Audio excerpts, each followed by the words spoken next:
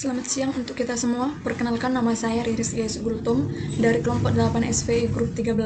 Topik presentasi saya yaitu redesign website Crowdy untuk menjangkau market yang lebih luas. Yang pertama, konten dari presentasi ini yaitu understanding the brief and problem context, understanding user, solution, dan desired impact. Yang pertama, understanding the brief and problem context. Challenge partner brief. Yang pertama, bagaimana bisa meredesain dan merestruktur agar bisa menjangkau 3 target market, yaitu petani tradisional, toko tani, dan trader atau petani modern. Yang kedua, garap lebih dikenal di masyarakat daripada Crowdy. Garap adalah program kerja Crowdy yang memodali petani padi, cabai, dan juga jagung.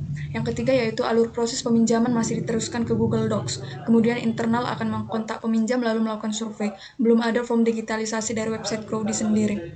Yang keempat, akomodasi atau geografis para petani masih hanya di rural area Jawa Barat seperti Subang, Sukabumi, dan Bogor. Problem konteks. Crowdy adalah platform peer-to-peer lending di bidang pertanian yang memberdayakan petani di seluruh Indonesia dengan memberikan akses ke permodalan dan teknologi. Indonesia sebagai negara agraria menggantungkan pertumbuhan ekonominya pada industri pertanian. Namun ironisnya, petani rumah tangga aktif yang ada di Indonesia tidak memenuhi persyaratan untuk melakukan peminjaman permodalan dari bank. Sehingga Crowdy tergerak untuk menjawab tantangan tersebut, sehingga menciptakan kesempatan agar petani kecil dan menengah bisa mengembangkan bisnis serta menerapkan ide dibarengi dengan usaha untuk memupuk kepercayaan masyarakat terhadap sektor pertanian. Tantangan dari challenge partner yaitu meredesain dan merestruktur agar bisa menjangkau 3 target market tadi, yaitu petani tradisional, toko tani, dan petani modern.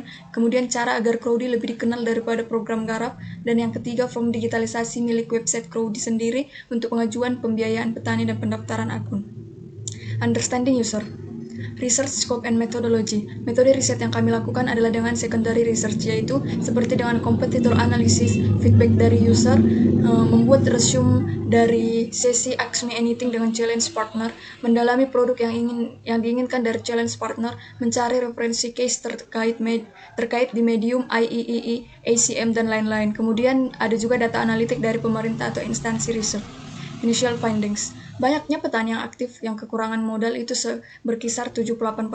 Sementara Indonesia sebagai negara agraria menggantungkan pertumbuhan ekonominya pada industri pertanian. Mengapa angka persenannya sangat besar? Yaitu karena petani rumah tangga aktif Indonesia tadi tidak memenuhi persyaratan permodalan untuk peminjaman di bank. Di sini kami menginterview seorang mahasiswa pada user persona kami ini, yaitu seorang mahasiswa USU, namanya Devina Ratskaur, umur 21 tahun. Tujuannya yaitu ingin memahami dan ingin ikut berkontribusi dalam permodalan petani.